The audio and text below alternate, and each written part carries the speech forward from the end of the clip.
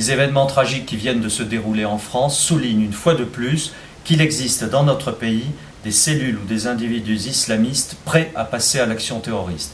Au Kurdistan, en Irak, où je me trouve aux côtés des chrétiens d'Orient, tous soulignent la concomitance entre ces attentats terroristes en France, en Tunisie et ailleurs, et l'anniversaire de la prise de Mossoul il y a tout juste un an par l'État islamique. Ils s'étonnent aussi de certaines déclarations de responsables musulmans en France, appelant à transformer en mosquées les églises non occupées au moment précisément où l'État islamique vient de transformer la cathédrale de Mossoul en mosquée.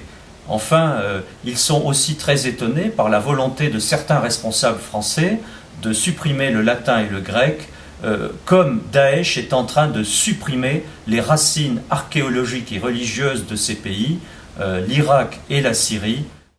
En Orient, l'État islamique, Daesh, a commencé à tuer les minorités 2 fois, en les tuant corporellement et aussi les déracinant de leur passé, de leur histoire.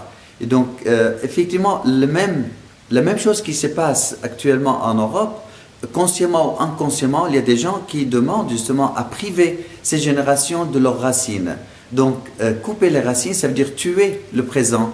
Et en même temps, ils sont en train de faire les mêmes actions que Daesh a fait, et je les appelle les néo-Daesh, qu'ils commencent à partager les mêmes idéologies avec Daesh. Et ces amis chrétiens me parlent de néo-Daesh en France, et ils nous disent, ouvrez les yeux avant qu'il ne soit trop tard dans votre pays.